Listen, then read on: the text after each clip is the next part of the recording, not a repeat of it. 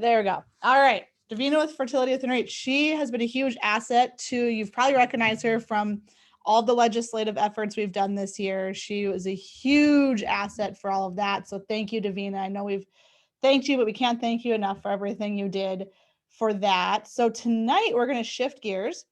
Legislation is over, but that doesn't mean that we can't still do something. So that means that so whether you're watching this, I always like to say, and you have infertility or not, you have power to approach your employer about adding these benefits. So that is what we're here to talk about, is approaching your employer about them making the change and adding fertility and fertility preservation benefits to their insurance plan. So take it away, Davina. Thank you so much. I always love teaming up with you. And what a great way to start off National Infertility Awareness Week than to do it with somebody that I enjoy working with, and we're fellow champions Yes.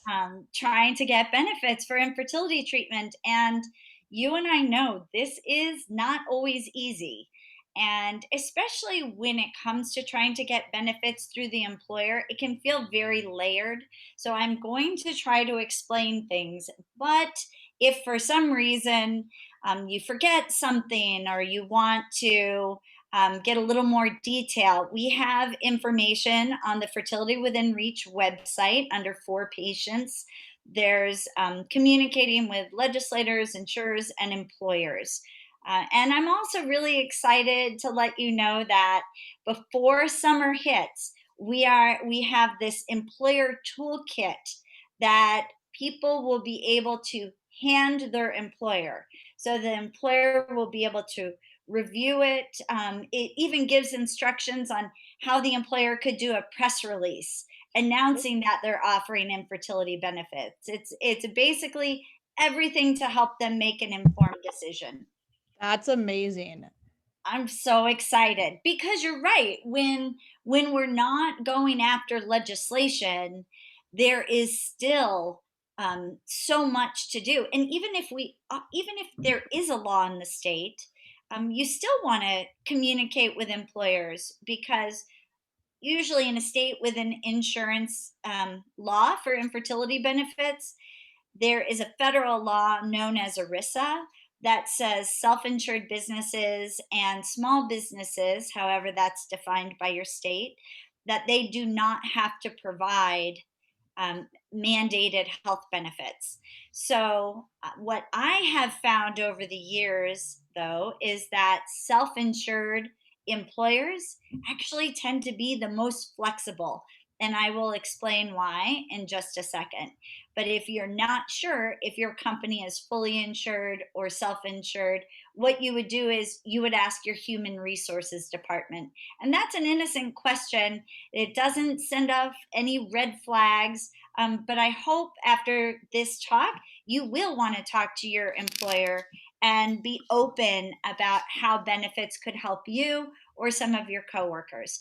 So, a fully insured employer is an employer that will pay an insurance carrier to contract with them and manage all of your health claims, but it's the insurance company that does pay the actual healthcare costs. A self-insured employer, they will still hire an insurance carrier to manage all the claims, but it's actually the employer that pays the healthcare costs. And because there's so much research that shows that outcome costs, which are high risk pregnancies and multiple pregnancies and preterm births, those are less in states with an infertility insurance law for benefits. And so you can reason with them that there are significant cost savings to them offering benefits. Okay, so that you're going to talk to your HR, find out if they're self insured or fully insured. If you are in a state with a mandate but you don't have benefits, it may be because they're self insured. You just have to have a conversation and ask why.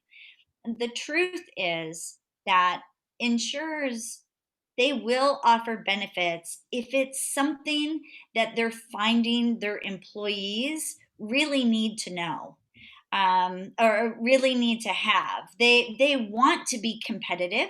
They want to attract and retain a younger workforce, and have as many people uh, available. Um, Sorry about this. I got distracted. My phone beeped and it wasn't supposed to. Um, so You're fine. anyway, the employers want to retain and attract young workers, workers of reproductive age. That's actually most of the states. The people who are working, the average age is within the reproductive age, which is between like 20 and 44.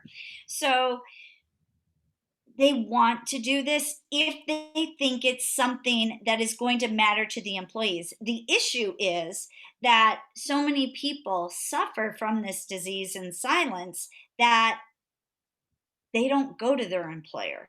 They don't say, I need this benefit. I can't tell you how many times I've spoken with HRs and they've been like, nobody's mentioned it to us. But yet I've talked to a half a dozen of their employees. And so if Saw you, that a lot this year, didn't we, right? with legislation? Yeah, and that's why I think I want to empower people watching who maybe in the past have went through infertility or have never but know somebody. They can do this on behalf of all of us going through it. Absolutely. And sometimes I say, pretend you're doing it for somebody else. I think it's good practice to advocate for yourself because hopefully you're going to have kids and one day you're going to have to advocate for your kids. So I think it's good practice in general for us to do this. But if you need to mentally, pretend you're doing it for your best friend or pretend you're doing it for your spouse or your partner who's the love of your life, what you wouldn't do for them. So I know, and trust me, I know that it can feel overwhelming, intimidating, scary, embarrassing, shameful. I was a patient. I didn't have employer insurance and I didn't know any of this. So, this is why I want to help everybody out there. We did research. We worked with a university. We did this research study where we communicated with employers, legislators, and insurers and said, what do you need to support fertility health benefits like IVF, and what format do you want it in? And we created the Policymakers Guide to Fertility Health Benefits. And actually, I'm in the process of editing the most up to date version, but we still have a version on our website. But what employers have said was it was all they needed to know to understand they could afford offering fertility health benefits. I think employers have told us they want to know which businesses that are similar to them offer benefits, what type of benefits are being offered. They want to know what you would recommend or what professionals are recommending for coverage. And in talking with insurance brokers, we found out that businesses really want to provide family friendly benefits. And this is one way to do that. I also feel like if your company, let's see, you've spoken with Raytheon and Home Depot, they often have, because they're so large, a department of inclusion and diversity. And so there have been conversations with them to explain this is one way that we can help with more inclusion, uh, benefits, so everyone can access them.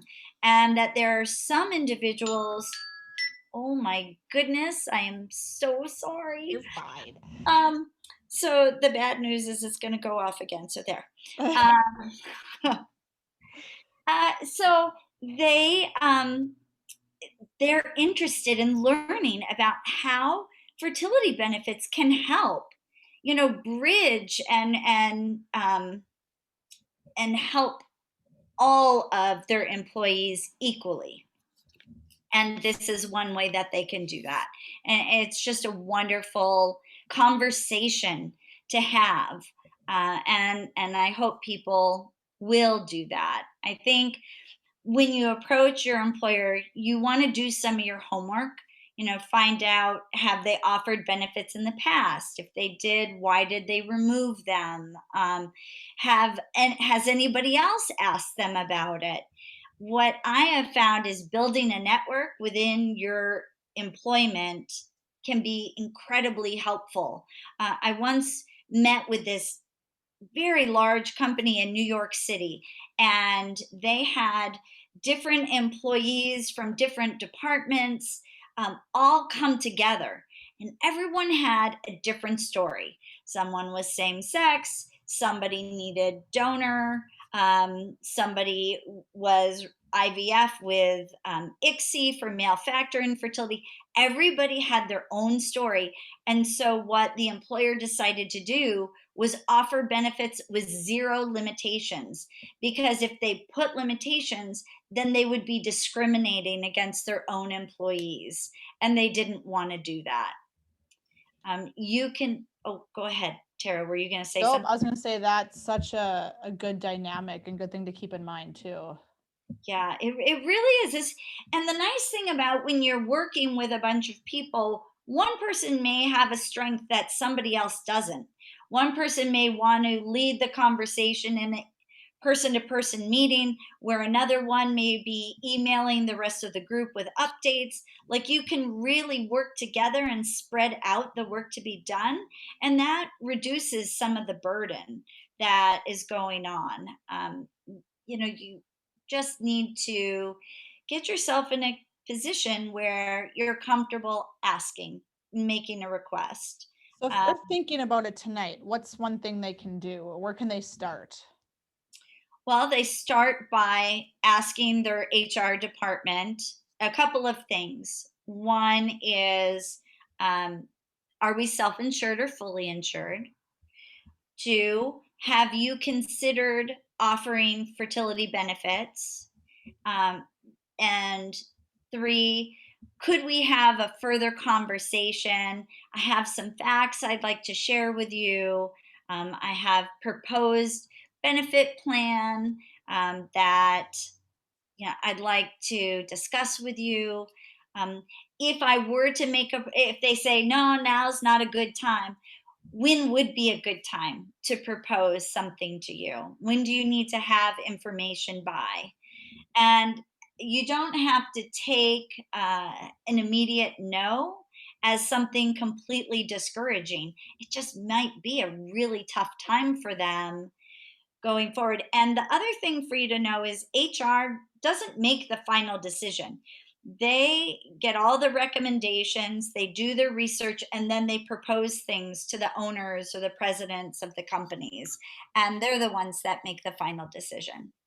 And we're happy to do it alongside them too. Like if they want us to tag along, make the ask, that's something that Everlasting Hope and I'm sure Fertility Within Reach is more than willing to do. So know if you need this information or just want someone with you, we can do that with you, no problem. Absolutely. Absolutely. And really, it's ends up being a very just a conversation. This is really important to approach it as your role as the patient is to just educate them and help them understand how important it is, help them understand that it's affordable, and help them understand that people will be loyal forever if they were to provide these benefits. Definitely. Well, thank you, Davina. Is there anything else you'd like to share with us on this topic tonight? Oh my gosh. I would just say, please visit fertilitywithinreach.org. We have videos about communicating with your employer, and we have the policymakers guide, and that's where you'll find our employer toolkit, which should be out within a couple of months. So. Awesome. Well, it's always a pleasure, Davina. We have more coming with Everlasting Hope and Fertility Within Reach in the future. So stay tuned. ask us any questions, leave them in the comments, send us a message, and we will guide you through this process. So thank you so much again. And thank you everyone for joining. We have speakers every day, so go nowhere. There's more to come. And thank you again, Davina. Thank you.